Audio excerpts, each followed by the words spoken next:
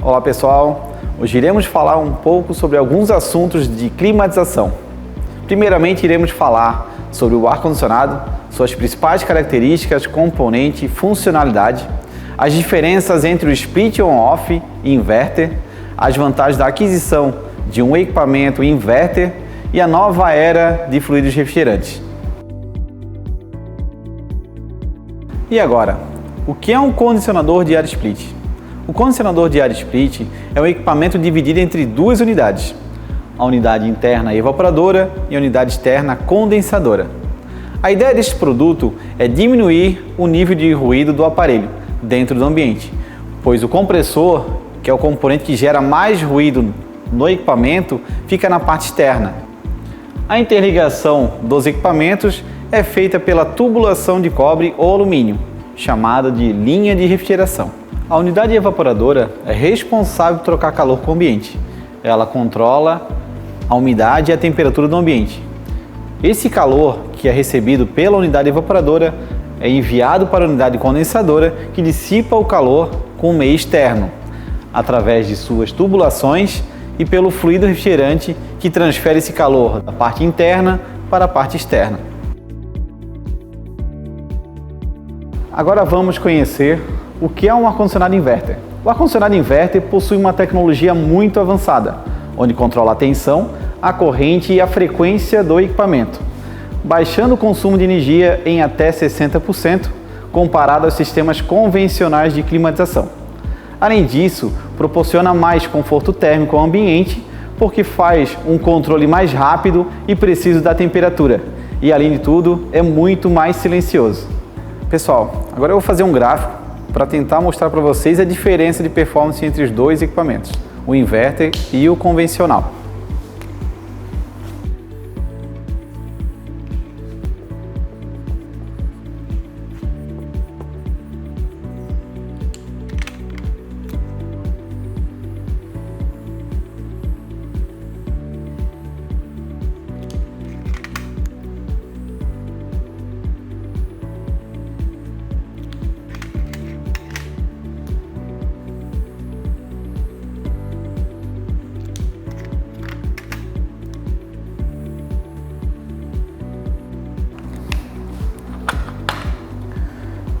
Através desse gráfico, a gente vai demonstrar a questão da diferença entre corrente elétrica, pico de partida, que aqui está explicando o RPM, é rotação por minuto. Então isso aqui é o nível de rotação por minuto de cada compressor.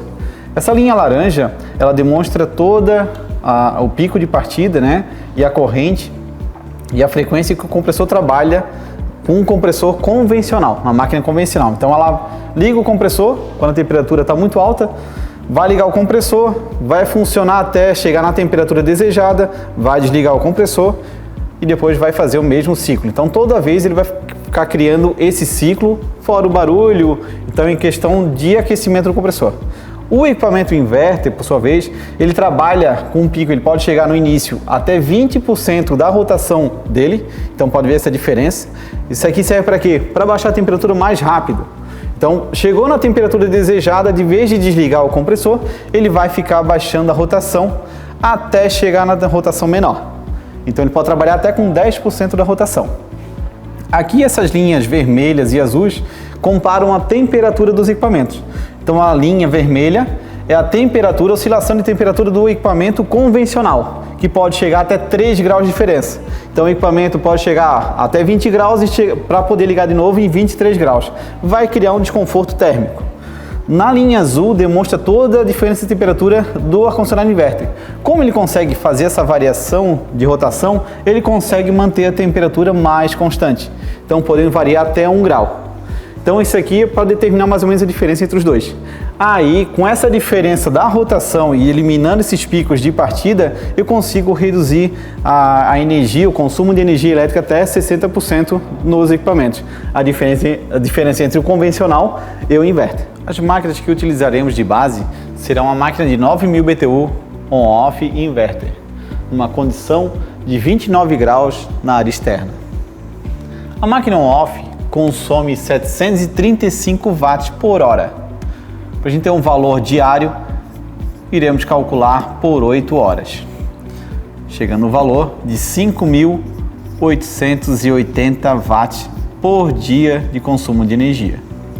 Para saber o valor em reais, iremos calcular com o valor em média cobrado pela concessionária da nossa região, que é de 57 centavos, chegando no valor de R$ 3,36 por dia. Para saber o valor mensal, iremos multiplicar por 30 dias, chegando no valor em média da conta de energia de R$ 100. No equipamento inverter, temos um consumo de 360 watts por hora, multiplicado por 8 horas diárias, teremos um valor de 2.880 watts de consumo de energia por dia. Para saber o valor em reais, iremos multiplicar pelo valor cobrado pela concessionária em média, que vai dar o valor de R$ 1,65. Para saber o valor mensal, iremos multiplicar por 30 dias, chegando a um valor de R$ 49,50 em reais. A diferença de aquisição entre os dois aparelhos é cerca de R$ 300.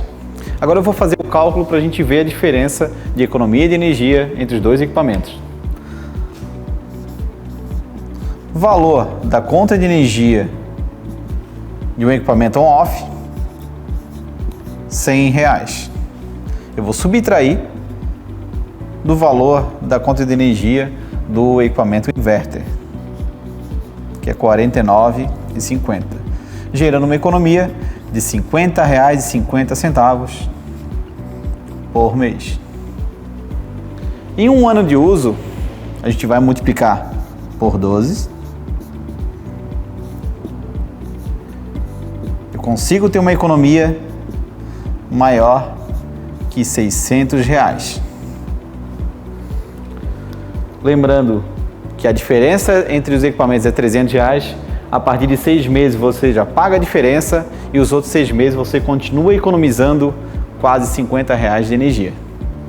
O equipamento inverter que foi demonstrado agora em gráfico confirma toda a eficiência do produto, trazendo maior economia de energia, através do controle de rotação, controle de temperatura, tornando o ambiente mais confortável, com um aparelho muito mais silencioso. Recentemente, se tem falado sobre o novo critério de eficiência do Inmetro, o IDRS. Mas o que é essa tal de IDRS? De maneira simples, o IDRS é o Índice de Desempenho de Resfriamento Sazonal, ou seja, o índice que reflete melhor o desempenho de condicionadores de ar diante das variações climáticas que ocorrem ao longo do ano.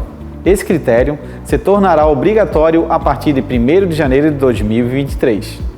Os nossos condicionadores de ar inverter a Graton já possuem classificação A neste novo critério. Com a publicação da portaria do Inmetro número 234 de 29 de junho de 2020, os critérios de eficiência energética ficaram mais rigorosos. O novo índice chamado IDRS passa a levar em conta as variações de temperatura que ocorrem ao longo dos dias e ao longo do ano. E o consumo de energia passa a ser informado em uma base anual, com um cálculo muito mais próximo à realidade de uso. Para ser considerado classe A, o condicionador de ar deverá apresentar IDRS de no mínimo de 5,5. Mas o que mudou na nova etiqueta de classificação de condicionadores de ar? Ela indica o tipo de fluido refrigerante usado no aparelho, e 2 novas categorias de classificação foram inseridas, a E e a F. Ela varia de A a F, sendo A mais econômico e mais eficiente, mas cuidado, não se deve comparar o consumo de uma nova etiqueta com uma etiqueta antiga, já que são bases de cálculo diferentes, pois mudou o índice de eficiência IDRS, Quanto maior o número, mais eficiente o aparelho. Isso serve como um direcionamento para o consumidor, na base de produtos registrados no Inmetro, facilitando sua escolha. E agora, quero que vocês conheçam o gás R32. Visando atender às expectativas de alguns protocolos mundiais importantes que têm como base a preservação do meio ambiente, o R32 é uma inovação para o mercado. Pessoal, agora eu irei falar um pouco sobre alguns protocolos mundiais que tratam questões ambientais. O primeiro deles é o Protocolo de Montreal, que é um tratado internacional que visa proteger a camada de ozônio por meio da eliminação de fluidos refrigerantes que têm em sua composição o cloro. O Protocolo de Kyoto é um acordo internacional com o objetivo de reduzir a emissão dos gases causadores do efeito estufa, assim como do aquecimento global. A emenda de Kigali faz parte do Protocolo de Montreal, que visa a redução gradual dos fluidos hidroclorofluorcarbonetos. Nos últimos anos, vimos de perto a mudança no tipo de fluidos refrigerantes utilizados em condicionadores de ar. Acompanhamos a mudança para o 410, mas em cerca de 6 anos teremos novamente uma revolução. Seguindo os requisitos do Protocolo de Montreal, que visa eliminar o uso de fluidos refrigerantes que destroem a camada de ozônio, a redução do uso do 410 tem como data inicial o ano de 2029. Então, o que é esse tal de R32? O fluido refrigerante R32 é um hidrofluorcarboneto, ou seja, um gás do tipo HFC que não agride a camada de ozônio, pois não contém cloro na sua composição. O R32 tem um baixo potencial de aquecimento global, reduzindo assim as emissões de CO2 em caso de fugas diretas. Ele é um fluido refrigerante de baixa inflamabilidade e baixa toxicidade, classe 2L, de acordo com a ASHRAE Standard de 2019. O fluido refrigerante R410 possui em sua composição 50% do fluido R32 e 50% do fluido R125. O fluido R32 é 100% puro, facilitando na reciclagem e reutilização do fluido. O fluido R410 foi introduzido no mercado brasileiro em 2006. Já o fluido R32 foi introduzido no ano de 2022. Os dois fluidos não afetam a camada de ozônio, pois não possuem cloro em sua composição. O fluido 410 possui potencial de aquecimento global GWP de 2088. Já o fluido R32 é 1/3 dessa potência de aquecimento global, 675. O fluido R410 não é inflamável e é da classe 1L.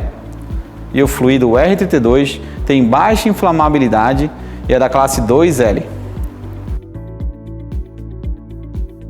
O fluido refrigerante R32 tem algumas vantagens, como por exemplo, melhor eficiência energética comparado ao R410, trazendo menor consumo de energia para atingir a mesma temperatura, além da densidade muito menor, facilitando a manutenção dos equipamentos de ar-condicionado.